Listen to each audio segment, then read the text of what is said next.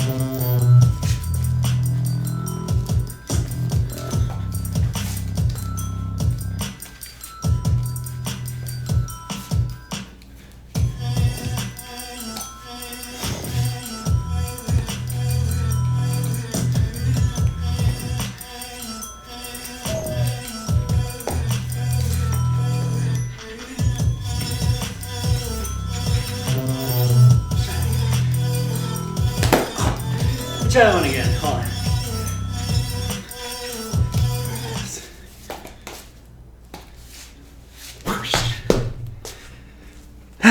Perfect.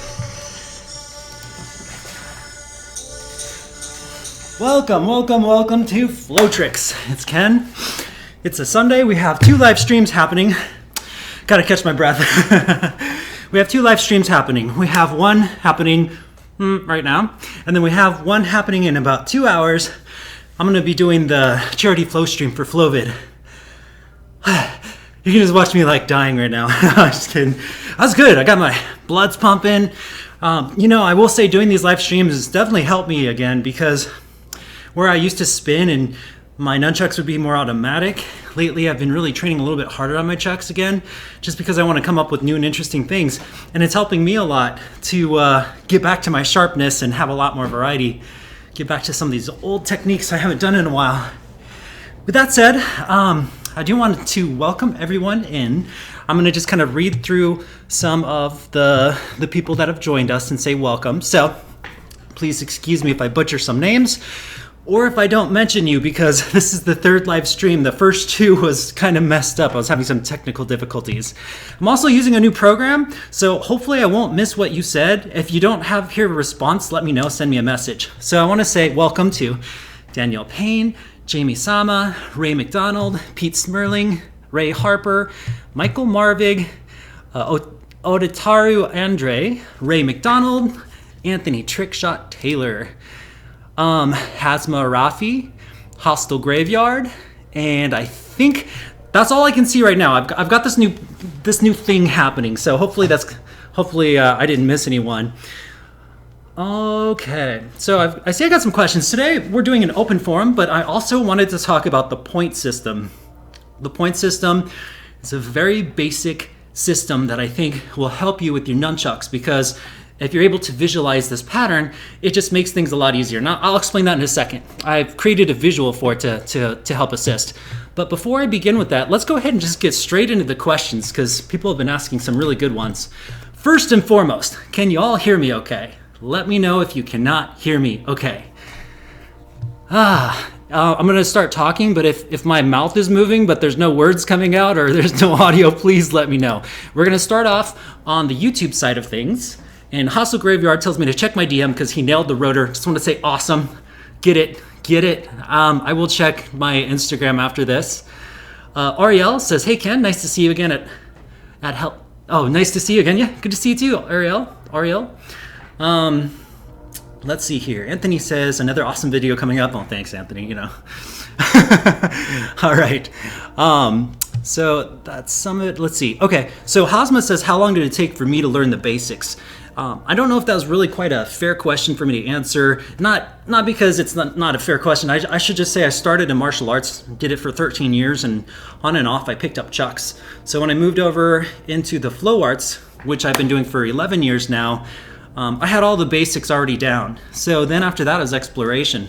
The thing is when you do martial arts for a decade or so, you have this understanding about your body that a person that hasn't trained it, and it could be dance, could be anything, but if you have some sort of movement art background and you move into flow arts, whether it's nunchucks or poi or staff or anything, you'll have an understanding about your body a little bit better, so you'll pick it up a lot quicker. So when I first started, I joined something called Freestyle Forum, and in 3 months I won the advanced division. So I could say in 3 months of practicing, I was able to get to an advanced level. But that's all relative, because what's advanced now is at a much higher level than back in those days. So advanced is kind of a funny word. But back in those days, and we're talking 10 years ago or so, 10, 11 years ago, I just kind of rocketed up in the nunchuck community and then started my own style and moved from there. Let's see. Hostile Graveyard says, the more impoverished a nation is, the more lethal their martial arts systems become. Hey, that's probably kind of true. Out of necessity. I would not train martial arts. I would not train the style that I'm doing if my life depended on it. If I knew that I needed to train for battle, I definitely wouldn't be practicing flow tricks. But since I'm in a more peaceful place, I definitely feel like flow tricks is, for what it gives to me, it has nothing to do with fighting. And that's the whole thing. The martial arts, flow arts thing, there's always this battle happening when there doesn't need to be a battle. When someone does martial arts but does it for art, as long as they realize this is art and this is not a fighting style, this is not something that you would use in an actual fight, I don't think that there should be any discrepancies.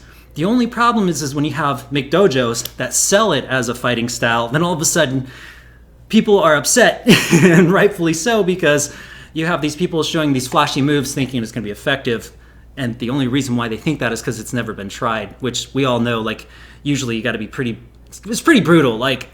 When actual fights, when there's no rules, you don't need to do the flowery kicks. I don't know. So yeah, I can agree with that. Let's see. Anthony says, Ken, can you break down the ninja flag I seen in one of your videos? I think it was a video with the SmackDown moves. Why does this sound like a WWF? The ninja flag. He busts out the ninja flag. Rah!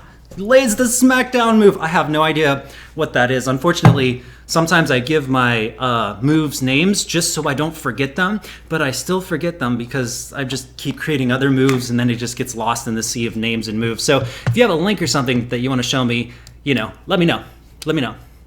Okay, so I'm done on the YouTube side. Yeah, Hostile Graveyard says exactly. Yeah, I mean it's all about necessity, really. Like I said again, if I was living in a nice nation though, but my life was still in danger, I would train just as hard as if I was in an impoverished nation. I feel like it's a luxury to live where I am, and I'm very grateful for that. Always have. Like I always feel like me being able to teach this is because my life is good, you know? First world problems is a real deal. Like when people get too comfortable and they get used to it and they don't ever get to see the whole world and what's actually happening, it's like there becomes this expectation and people are suffering unnecessarily when the reality is we have it so good for the most part. I mean, everyone goes through human things, but I do think that it's always good to just come off of it and really see what's happening in the world, to really just like stay neutral and to stay at that zero place instead of be like up there or even down below. I don't know if that makes sense. Hopefully it does. Okay, so I'm gonna go over to Facebook and I think we've got some questions here. Oh yeah, so let's see.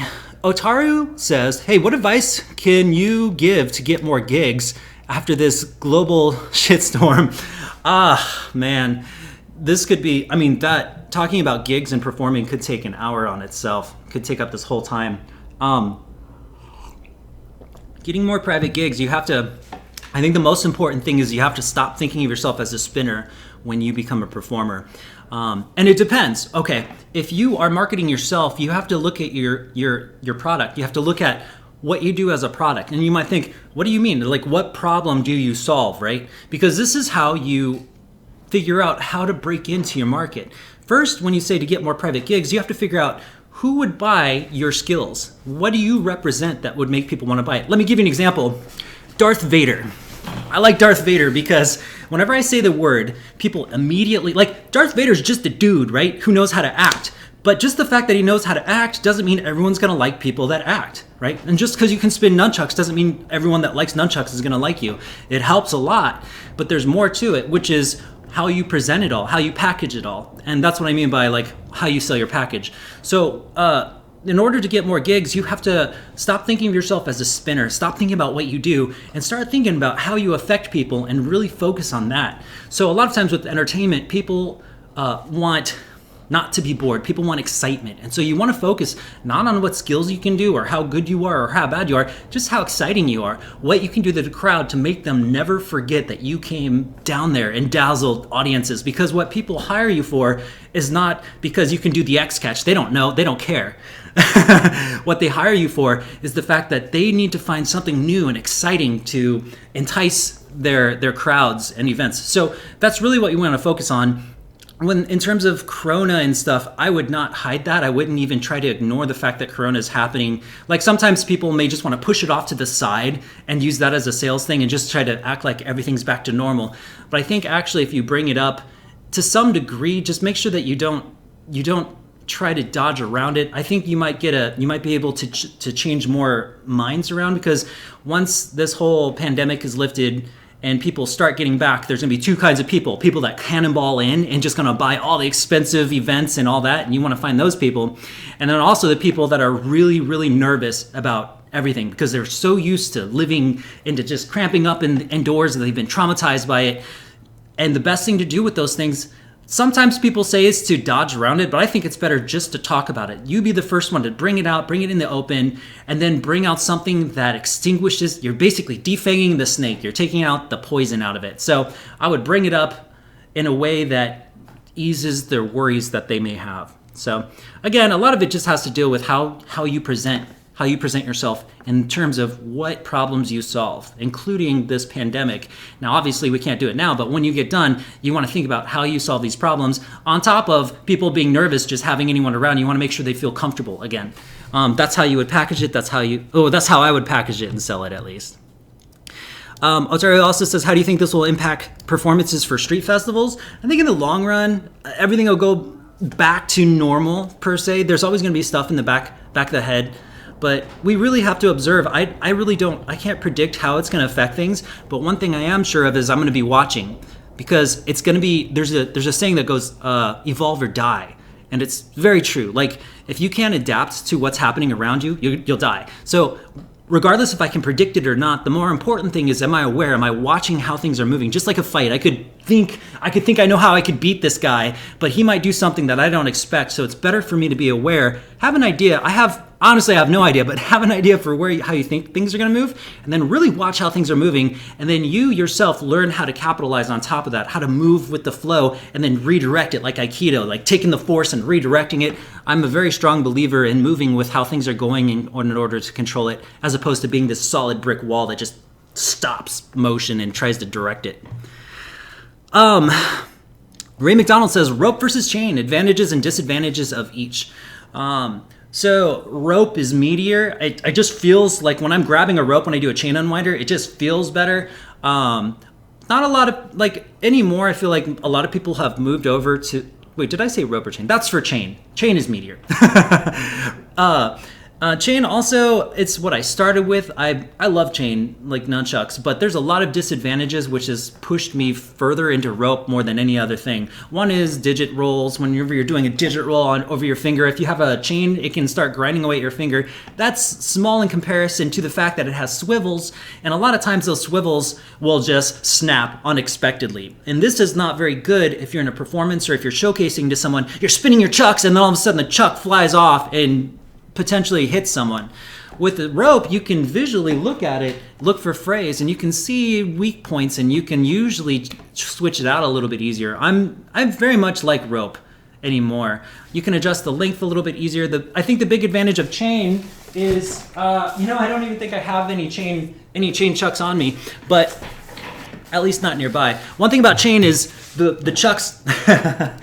This is a bent nunchuck. Now, don't get me wrong, Dark Monk made some really good ones. This is one of the old prototypes, but it's also one of my favorite nunchucks. I spin it all the time. Hold on.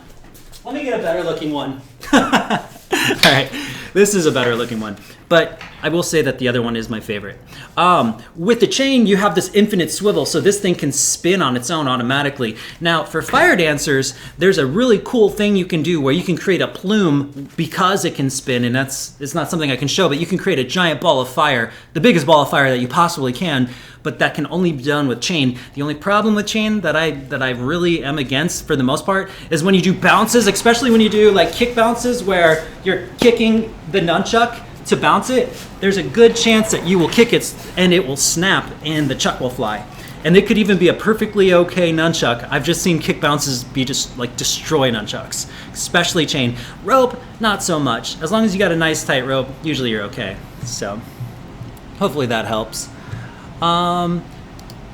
Okay, I've got some questions. Okay, let me just make sure. Again, if anyone has any questions, please feel free. This is an open forum.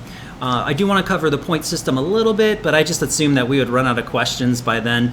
In about 45 minutes or so, I do have to close out because we have a beginner nunchuck tutorial at 7 p.m., which is in 2 hours from now-ish. So if you have any questions about specific techniques or performing or anything you want to know, let me know. When it comes to performing though, like there's just so much that we could cover that I just kind of have to give like a little bit. Okay, Anthony says, how would you suggest I hire myself out as a performer? I had 5 gigs upcoming, all possibly canceled for this year, and I want to put in more effort. Well, yeah, all of us, man, all of us lost all my gigs too, and for a good reason, because everything's closed. So, I mean, how do you hire yourself as a performer? Again, it deals with how you package things. Let's go back to Darth Vader, for instance. You know how I said certain people love Darth Vader and certain people don't, even though it has nothing to do with the actor? Because Darth Vader represents something, and that's what you have to think about is what do you represent? That means that we are kind of like actors, and you have to think about how you want to pitch your act. You got to think about your persona. For instance, I like being the dark, intense ninja. To me, that's like how I do it. So I'll wear a lot of black and I'll put on some intense music and I'll spin accordingly. And so when people hire me, they know exactly what to expect. What's going to happen is as long as you're doing your job right, it's a lot easier to get people to rehire you than it is to get a brand new hire. So you really want to focus on making yourself leaving a very strong impact on people. And that's generally how you build gigs, is over the course of years, you build trust with them. You still create variety, but you keep building the trust and you keep going over their expectations and blowing their minds. Okay, now when I say blow their minds, I'm not always talking about techniques either. Sometimes I'm talking about costuming or just a great idea that caught them off guard. So when I say blow their minds, I'm not saying that you need to keep training harder. It may actually be something else that you should look at to blow their mind. So keep that in mind too. Anthony, also can you name some cool fire additives for fire performers and where to get them? I mean, Splitter. Splitter's a good one from Ninja Pirate. Dylan Corvus Oliver sells, he has an Etsy, Dylan Corvus Creations, and he makes this really cool sparkly, it's kind of like Splitter as well. And then, I mean, those are the two big ones. I love additives, but I have to be careful. Now there's this company called Flow Effects, and I know some people really like them, but I've had a really bad experience with them. It was pretty bad, so I'm no longer on talking terms. The only company I'm not on talking terms with is Flow Effects, and they make additives. And I see like they're still reaching out and doing cool things, but I really had a bad experience with them, so I can't recommend them. I'm not really gonna get into it, it's just not something I could recommend. All right, Brandon Bacon, good to see you, Ken. Good to see you too, man. Ray Harper, get it. It's gotten. All right. Let's see if there's any more questions here. I'm going back to the YouTube channel, and then, like I said, once we get done, I want to kind of show off something that I call the point system. I think it's going to be really helpful in order to visualize combinations until I get the encyclopedia done. Okay, let's see here. Cesare Zundek, Zunek says, if you could show some nunchuck techniques with kicking, this is a vision of myself, would be great to show how to start roughly. Sure, yeah. Let's do some kicks. All right. I'm going to warn you right now. I haven't stretched. My kicks have been gone. Like, I was very flexible in my 30s. I'm 42. I thought I was 43 last time. I'm actually 42. But I'm in my 40s and I'm not as flexible. So I'm going to warn you that right now. But let's go ahead and show off some kicks. What can you do with kicks? Let's get over to the main camera. All right. Kicks. So probably the number one kick that is not too hard to do is to do a front to back hand roll, and then you're just gonna kind of hold it into a stall. So front to back, stall, like that.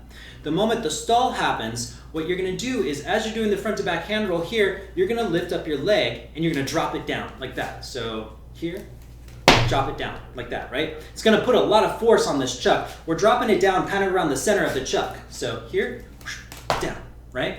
The next thing we're gonna do is we're gonna lift up our hand and open it, and what it's gonna look like is a throw, right? Pretty simple. But what we can do with that is just practice getting this motion down, and then eventually what you're gonna do is you're gonna turn it into an axe kick. So it's gonna be over and down, like that. Now my axe kick, again, you wanna get it way up high. My kicks aren't that high right now, but it's gonna lift, boom, like that. That's one throw. Another throw you can do with a kick is under the leg throw. So I'm taking my hand, my right hand is spinning clockwise. I've got my right foot forward, my left foot's backwards. I'm gonna throw a round kick this direction, like here. What's gonna happen is as I throw my round kick, I'm gonna throw underneath my leg like this. So this is very similar to an under the leg throw right here, except we're adding a round kick. So lift the leg up, throw underneath, grab. Now I'm gonna stand back here. I'll do a number 3 bounce, kick, throw, drop. Let me go to my favorite chucks.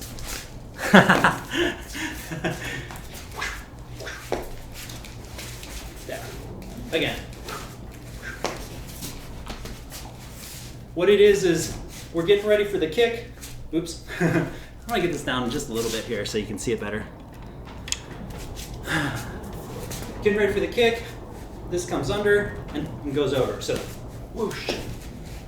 Now, you notice when I'm pulling it very hard this direction. This just allows it, so when I throw the kick, whoosh, I grab it from there. Another one I like to do is outside crescents. Comes from a number 3 bounce, cross grab, number 3 bounce, cross grab, right? But this time, I'm gonna do number 3 bounce. I really should have stretched. I'm gonna do a number 3 bounce and then do an outside crescent here. So here. You can go back and forth with it, so.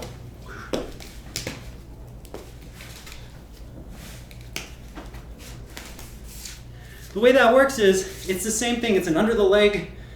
you get ready, and then you flick it backwards. So here, whoosh, like that. So we're gonna do that with the kick though. So first practice this, right? Then practice, what you're gonna kind of do is, hand's gonna kind of move with the foot like this, so, and you gotta catch it. It's kind of rudimentary, but those are a few, let me go back. Those are a few kicks you can do.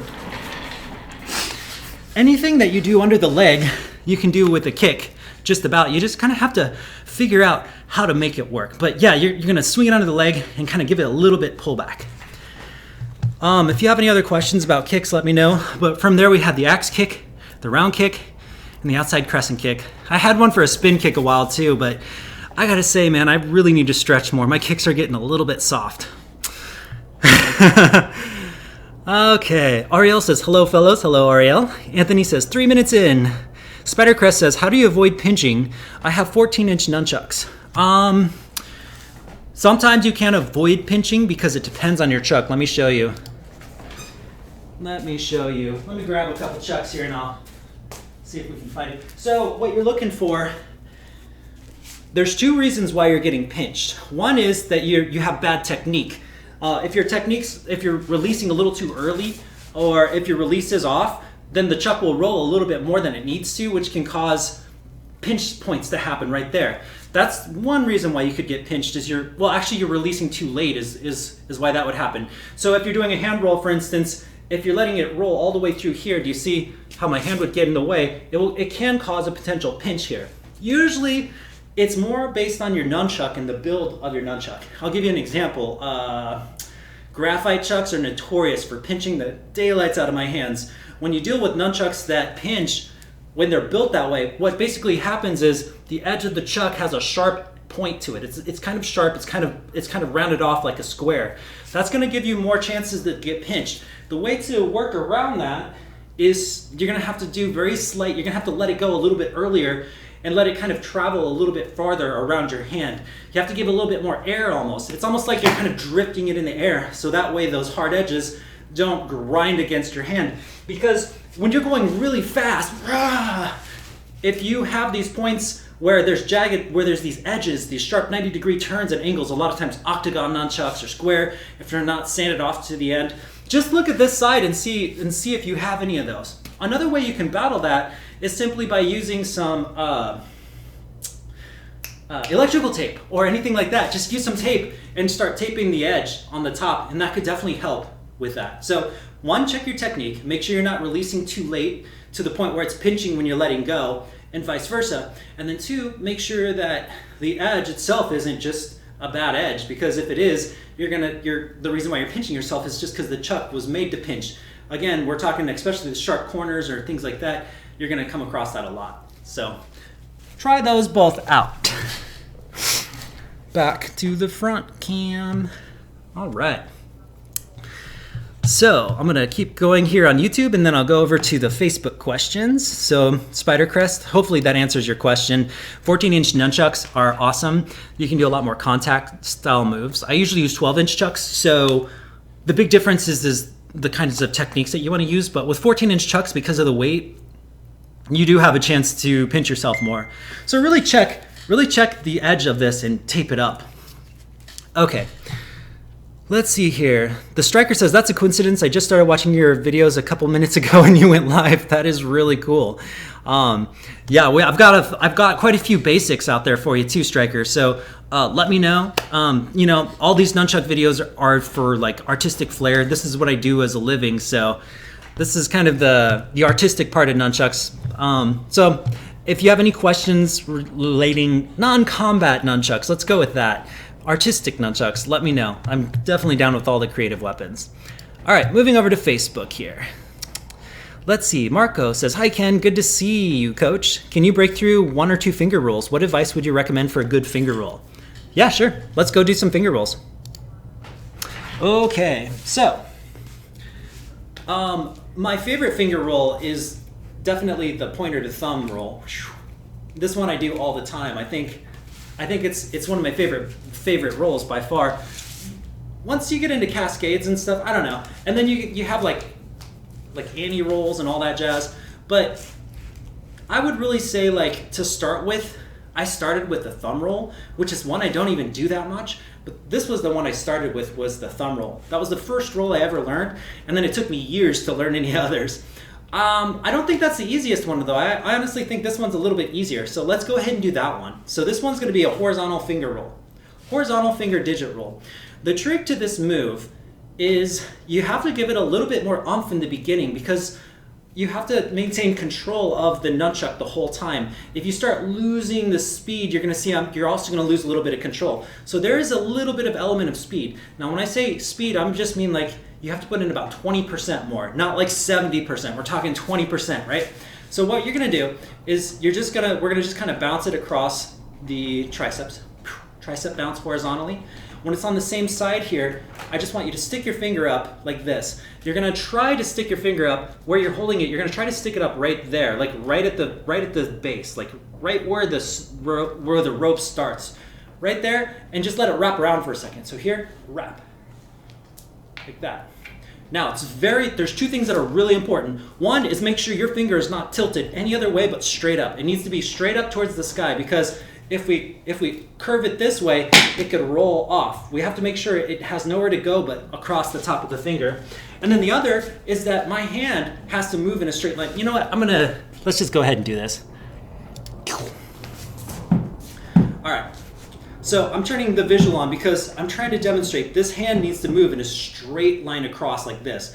So when I'm holding the chuck and doing this, what you're gonna see is my hand just kind of moves across while my finger is pointed up. Make sure that your hand doesn't move like, this is a much harder move because we're moving it diagonal. That's a lot harder. There's a lot more control that needs to be done. When you're first starting out, whoosh, make sure the hand is straight up and it's moving straight horizontally, like that. So grab.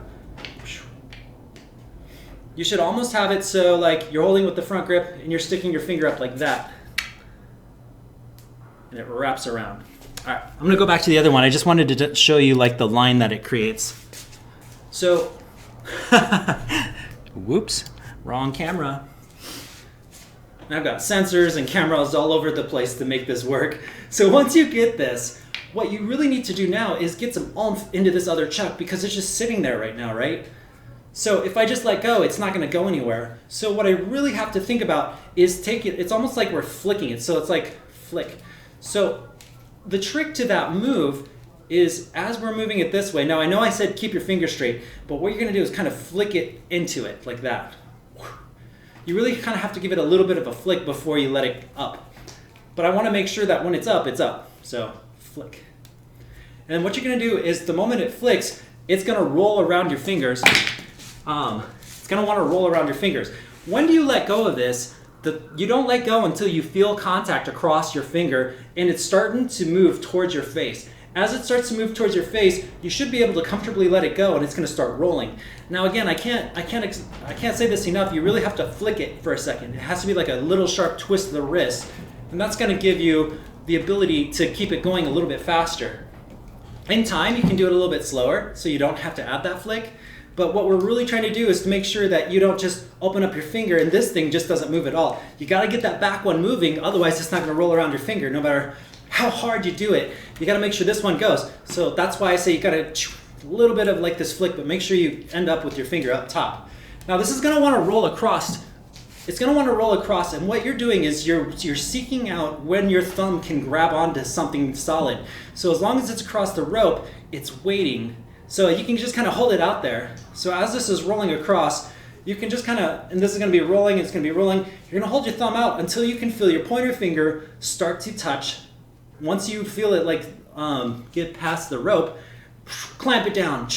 So I go as slow as I can. The moment I feel my pointer finger grab something solid instead of rope, then my thumb clamps down over it like that. Whoosh, clamp. Should end in like this pencil grip. Do it a couple times, like that. To me, that's the easiest move. And again, there's a certain amount of flick that has to happen, and I think that's usually what gets people is they just open their hand up, and that's what it looks like. If that's how yours looks like, just remember to give it a little bit more of a little bit of a wrist turn, and let me know how that goes. Give that a shot. Let's see. What do you recommend for a good finger roll? You know, I'm gonna go back. You said 1 or 2. Let me give you one more. Okay, so this is the finger roll that I wanted to show you. Eventually you can take it over the thumb and then you have this 1-2 combo, but go ahead and just start with this one here and see if you can get this underhand grip like this. The other one, let's go ahead and just show you the very first one that I learned and see if this one works for you better. This one's on the front plane, and so we're making a circle in front of us. My right hand is spinning counterclockwise. This one's the trickiest part about this one. You still have to have the flick, but you're pushing your thumb out in the way of the rope. So when I'm thinking of the rope here, like if I'm to stand here, do you see where this rope's at right here? I have to think, how can I get my thumb to reach out and touch this rope like that? That way when the rope comes across, it wraps around the thumb. So you have to really think about where the chuck is, the line that this chuck is making, and you have to get your thumb in the way of it in order for it to wrap around. And just like the finger being up, the thumb has to be out. It needs to be pointed this direction, straight horizontally. So when you're doing this, the best way to think about this is a front to front wrist roll. If you can do a front to front wrist roll, it very much resembles this thumb roll that happens here. So the only thing that I would say is with the front to front wrist roll, sometimes you hold a little bit lower so you can let, because it's going to roll across, it covers more ground, and you may end up with a lower grip. So a lot of times I would recommend that you hold it lower, but for a thumb roll, make sure you hold it nice and high so when you stick your thumb out, it's doing the same thing as the other finger roll, which is that it's there right at the top. It's just hanging there. And in this way, it's going to be just like a front to front wrist roll, like this, except as we do the wrist roll, instead of having it come across the bottom of the wrist, we're having it come across our thumb, and we're holding all our fingers out and open. This takes a little bit of guts. And what I mean by that is if you're not used to that, you have to get used to just flicking it. And if you know the front to front, you probably already know that little flick that has to happen. It's usually from here to here. It's like that. So, right? But if we're doing the thumb roll, we're going to hold it up high. We're going to get ready for that flick. The flick is just a twist of the wrist. And as the wrist twists, the thumb's going to stick out like that. So, now the harder part, I find this one's a little bit harder to grab. So when I first started with this, I had to visually look at it before I could grab it. Different lengths of rope will require this to rotate different times too. With digit rolls, it's really important that you train with similar lengths of strings or rope or chains, because yeah, if you have a longer one, it has to rotate 1 or 2 more times around the thumb before you can catch it. So maybe play one of your favorite songs or watch a movie and just have it in the background, and then just do this, just back and forth, just keep going. Basically, when you catch it, you're in a back grip, so you can go back to front grip and start it all the way over again. Catch, right? Back to front, roll, front. Here we go. Remember, pinch it up to the top, stick the thumb out. It's very much like a front to front wrist roll, except for all the fingers open and it rolls across the thumb instead. And you're really trying to grip up a little bit higher. So there you go. You got that one? You got that one.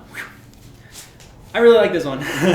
There's a lot of really creative, cool tricks you can like combo into and out of once you get that one down. All right.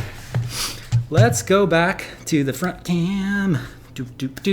Man, time is just flying. So like I said, a couple quick things here. Again, if you like the video, I have 2 more live streams planned next week. We have one happening on Thursday.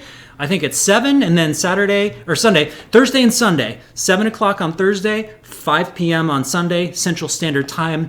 One's going to be a staff intermediate. We're going to move forward from the staff basics live stream, and I'm going to show you some really cool tricks, and then we're doing another open forum. So make sure that if you guys are enjoying this, make sure to stop by. And also just want to remind you, if you like what you see, I mean, right now I'm a performer that's out of work just like all the other performers, and this is my sole income. So if you like what you see and you want to see Flow-Tricks continue, it would really help out even if you could donate $1. Man, if all my subscribers donated $1, I could do Flow-Tricks full time. I wouldn't even have to be a performer. I could just do Flow-Tricks full time, and that's that. Just like if everyone donated $1 a year, oh my gosh, that'd be great. All right, I'm gonna keep going here. So let's see here. So Marco, okay, brought down the finger rolls. Anthony says the ninja flag is 3 minutes in. It's crazy I can't get this movement. Okay, I'm gonna take a look at this. I wonder if I can bring up this. Hold on, I'm gonna try to see if I can bring up something here. Oh man, where are we? Give me just a second, y'all. I'm gonna try to see what he's talking about. Screen capture? Here we go, smart selection. Bloop. Okay, there we go. Look at me, I know technology. I gotta click on the link that Anthony wanted to share so we could take a look and see what he was talking about here. Boom! He said it's about 3 minutes into this video. 8 creative nunchucks you can try. Oh no, I remember this one already. This one was, I might have to look, okay. Let's see. So this is the one he wants to see. Oh yeah, okay. The ninja flag. Give me a sec. So you want to know that move, huh? I can show you that move. I may struggle a little bit, but let's take a look. All right. So what that is, let me think. I think it was something like, oh shoot, I lost it already. Or was it like this? It's kind of a variation. Hold on, I have to look at the video again. I am so lost. I don't even know I mean, you gotta admit though, I haven't done this trick since like we started. So let's take a look here again. So I'm doing a front to back hand roll. I'm pretty sure I add an extra swoop here. I just want to make sure. And then it's gonna wrap around the wrist and then I'm gonna extend it outwards. Yup. Oh boy, that comes from, the reason why I call that the flag ninja is because it comes off of a flag. It's a flag move. People that spin flags know how to do this trick. So let me think here. Oh, there it is. Okay, I got it. So the move is here to there. And what's happening here is there's an extra rotation that happens from the back grip. We're going into an inverted back grip like this. If you can go into a back grip, right? Go into a back grip and then go into an inverted back grip. So all of a sudden the rope is on the other side. Usually with the back grip, the rope, if we're holding it, is going to be on the inside here, or it's going to be on the outside of our arm completely. But if we're on the inside, we have this what you can basically look at is how can you get the chuck to rotate when you're in back grip and the rope is kind of by you. So that means you're going to have to learn how to spin with the chuck like this on all angles, like this, and then it's the same on the other end too. This is a spin that not a lot of people learn to do, but if you learn to spin on the inverted grip while it's going down your arm, then you can come up with moves like that flag move. So what the flag move is it's a front to back hand roll, and then we're pulling it into the inverted grip like this, and we're just adding one extra spin here.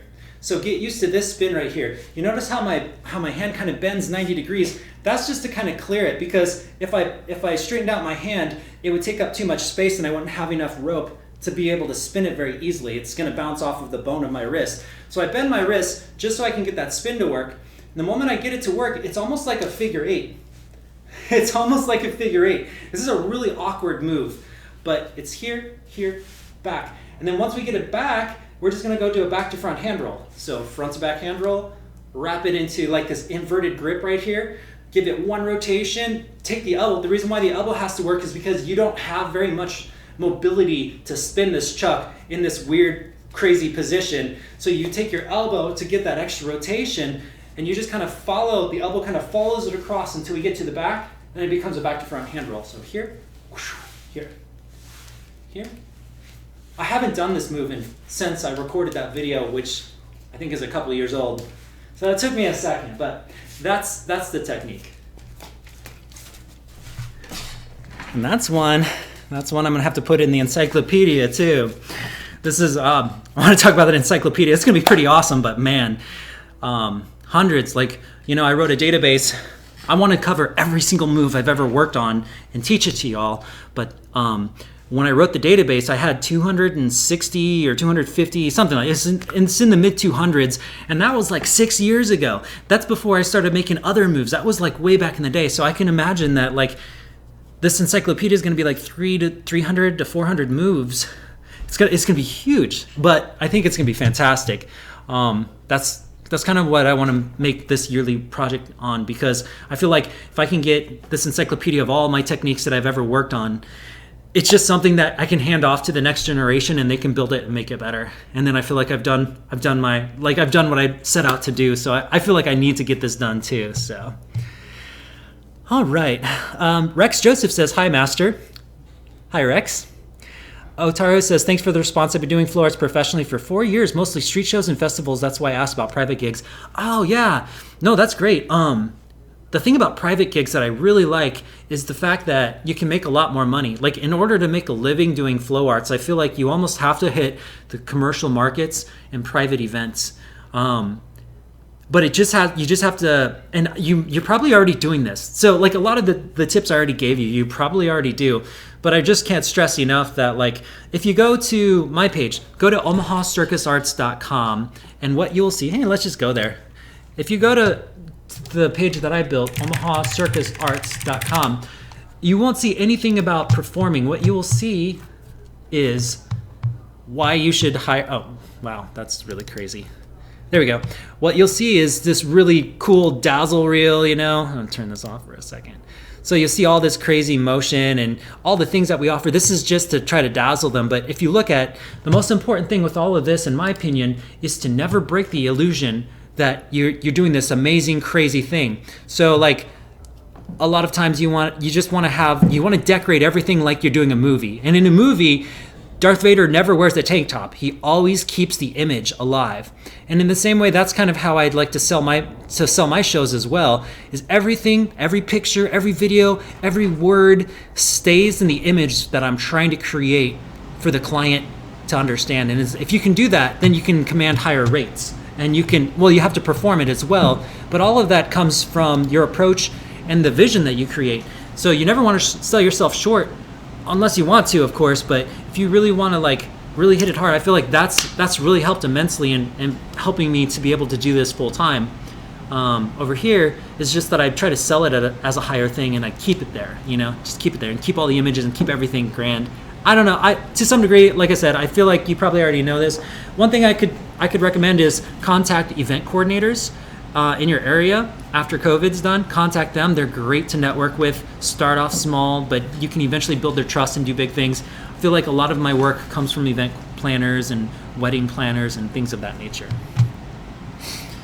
Let's see. Alexandra Rodriguez says, "That was cool." Oh, thanks. I don't know which one that was, but I'm glad. And Anthony says, "Thank you so much." You're welcome so much. All right. Next, I'm going to go over to YouTube and see if there's any more things going on here. Brian Acosta says, "Hey, Ken, thanks for the tutorials." You're most welcome. Starker says, "There's a coincidence. I just started..." Wait, I just read that one. Sorry. Ike Flow says, "Hey, Ken." What's up, Ike Flow? Been a minute. Sorry, I was going to stream yesterday. I figured I'd just throw it out today, though. Name Arif says, "Nice." Ike Flow says, "It's like an extra spin with the staff, the inverted grip you just showed." Yeah, it's definitely I learned it off a flag spinner, but it's more of a staff move than a nunchuck move. I'm going to go back there really quick, though. This is unexplored territory. I feel like nunchucks has a lot of unexplored territory, and one of them is the ability to do a back grip and to be able to spin it in this weird, awkward position on both sides of your wrist. You have the outside of the wrist where you can spin it, and then you also have the inside of the wrist where you can spin it.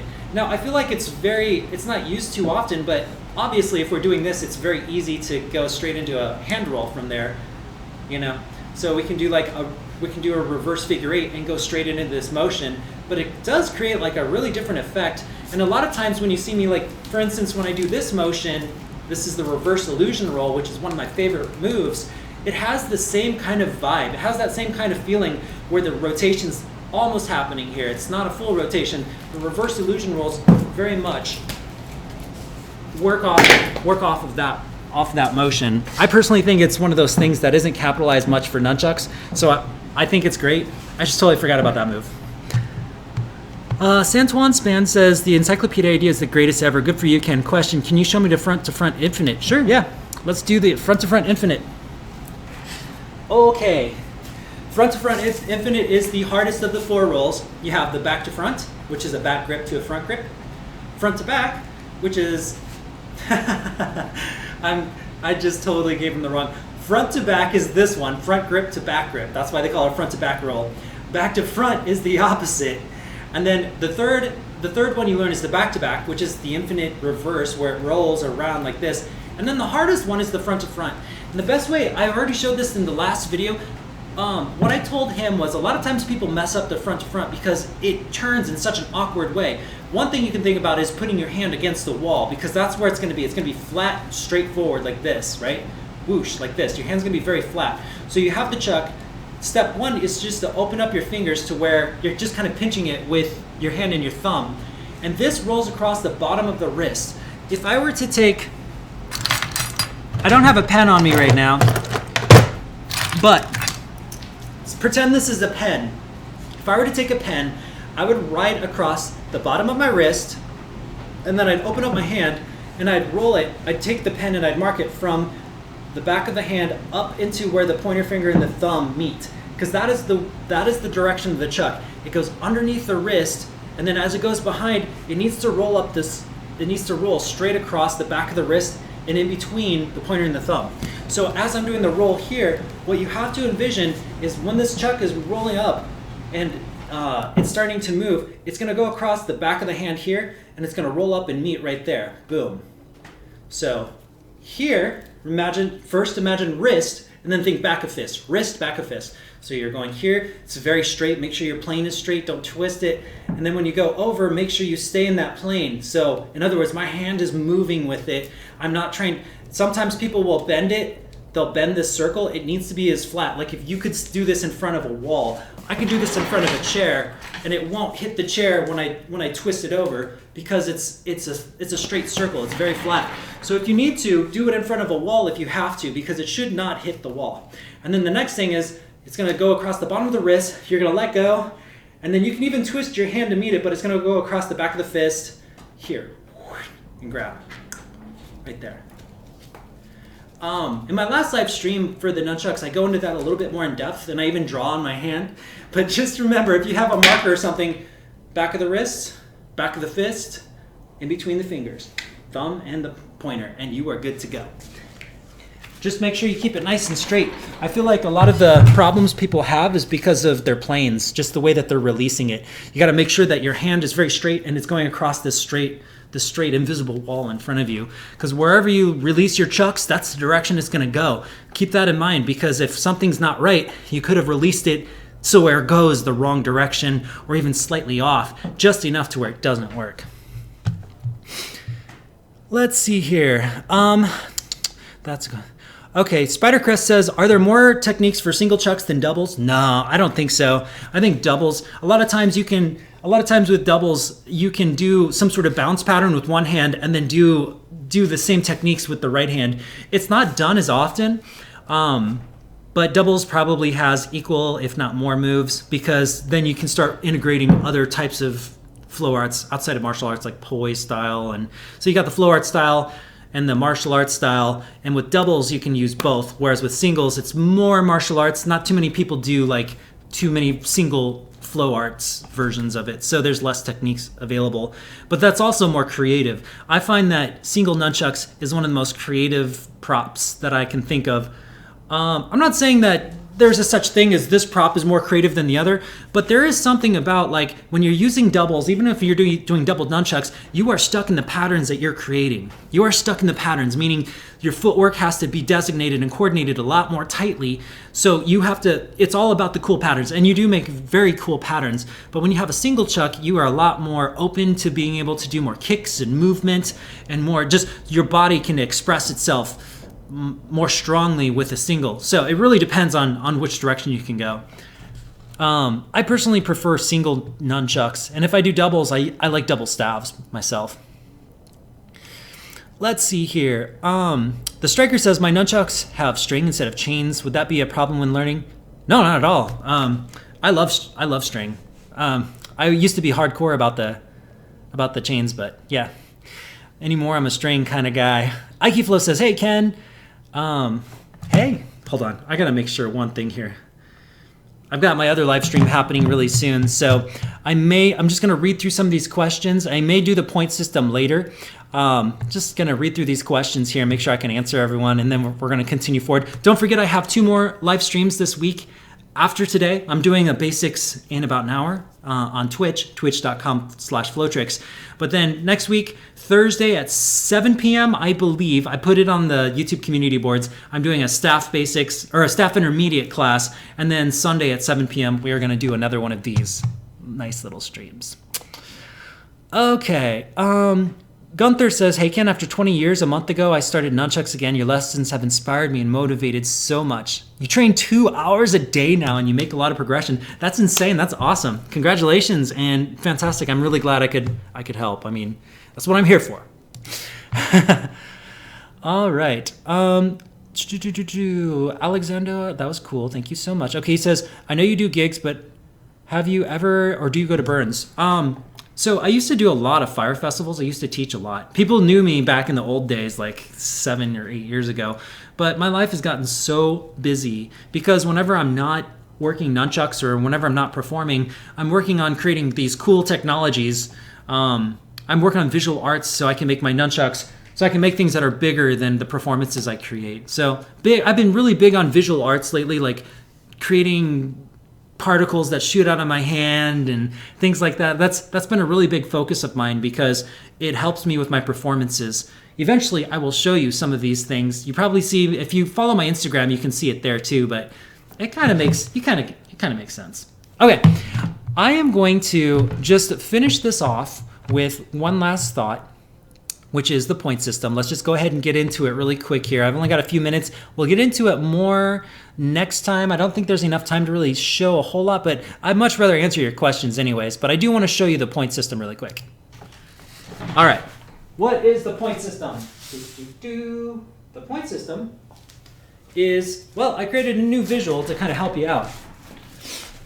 It's so basic that you may or may not have thought about it. The point system are the most important places that your... Wait, turn this off. Boom. The point system is the most important places that your nunchucks are. Shoulder, shoulder, armpit, armpit, hip, hip. There's more. There's like leg, leg, leg, leg. There's some out here. There's points. I mean, you have other points, but these 6 are the main points for nunchucks. And what I mean by that is if I'm doing, for instance, an over-the-shoulder pass, look at my hand. One hand's on the shoulder point, the other hand's on the armpit point. If I'm doing a diagonal pass, where are my hands? Shoulder to armpit, right? Shoulder to hip. So all of a sudden, if you just see these 6 points and just play with these 6 points, then start imagining how your hands move through space, and this will help you to create new moves. Not necessarily in terms of technique, but in terms of the lines that you create.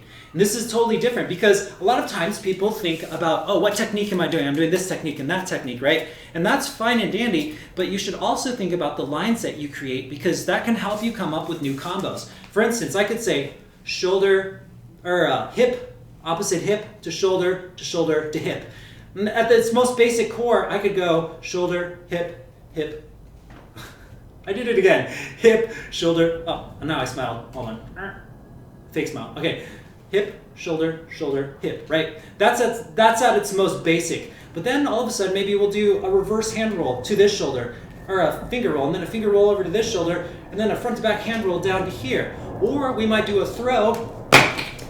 I haven't actually done a diagonal throw. Hold on.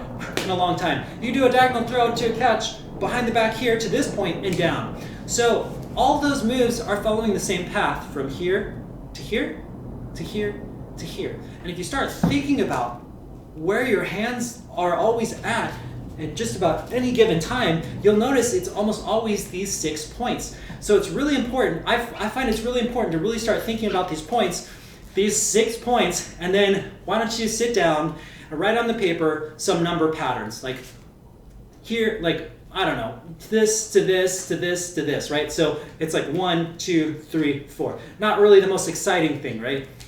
So we got point 1, point 2, point 3, point 4. But if you start thinking about that, you might be able to start coming up with different moves. Now, I'm going into the play state here, but I'm basically looking at how I can connect these points to create different kinds of combinations of flow. So as you get good with this, you are no longer, you have 2 options now for how you want to flow.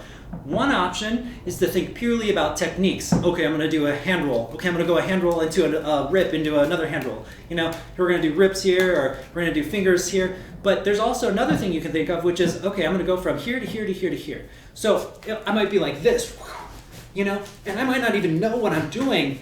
I'm just kind of connecting the dots and thinking about how those dots connect, and I could be doing the same pattern over and over again. So if you start thinking in lines and patterns, what I'm trying to say is it opens up a whole different kind of flow, one that is very performance oriented. Yes, you should still think, you should blend back and forth. So what I'm saying is like, yeah, go in and do like these crazy techniques and think about it, but then all of a sudden start thinking about how you can move to these points in space, here, here. See, we're always at these points. At its most basic level, these 6 points are probably the most widely used for nunchucks. So be aware of them, and be aware of how you can connect those lines together, and then you have 2 ways that you can approach your flow. You have techniques, you have a point system. There's more though, but I'm not going to get into that. There's a few ways you can approach flow, but I do feel like this is kind of an important one because this will help you to think about the lines you are creating. That's the basics of the point system. With that said, I am going to read off the last few comments, and then I've got to sign off so I can get ready for this basics class that's happening in an hour. I hope you guys understand kind of the concept that I'm going for. Just 6 points, and they're the most obvious points. It's almost like, right. But if you think about, if you build your approach around those 6 points, it can change the way that you flow altogether. It'll be a more pattern-based dynamic flow, and then you can switch back and forth between being technical and pattern-based, and then you'll have 2 different styles basically. All right, let's see. Ray McDonald says, thank you, sir, you're most welcome. And Nathan says, awesome, appreciate it. I'm gonna go over here and see if there's any others. Oh, I think I got, okay, no, I don't. All right, let's see here. Okay, so just two more things here. Gunther says, greets. Gunther from the Netherlands. That's awesome. Are there difference between qualities of chucks with cheap chain or cheap ones, even as well as inexpensive ones? There's absolutely difference. Every nunchuck has its own style to it. I can't say that some chucks, like there's definitely some chucks that are better than other chucks. For instance, those cheap dollar store chucks are very, very difficult to use as opposed to a higher quality one. But there's definitely a degree. I think the most important thing is the balance point. When we talk about the balance point, we're talking about the center of balance for the nunchuck. If there's a good weight to the chuck, as well as if the chuck just generally balances up here. If your chuck is balancing in the middle or to the back, you're gonna struggle with a lot of the moves. Another thing is if your rope's too long, you're not gonna be able to do as many moves. If your rope's too long, there's gonna be a lot of moves that you're gonna have to change. Same with if your rope is too short, then you run out of the chain manipulation or the string manipulations. So there's definitely differences in quality, but you can spin just about anything really. Even the cheap plastic crappy chucks, you can still spin them. You can spin socks if you want to. You can spin anything, man. But the most important thing is to try not to look at most things as better or worse. Just what techniques open up with this one better. You know what I'm saying? Like what opens up for this one? What works for this one? What doesn't work?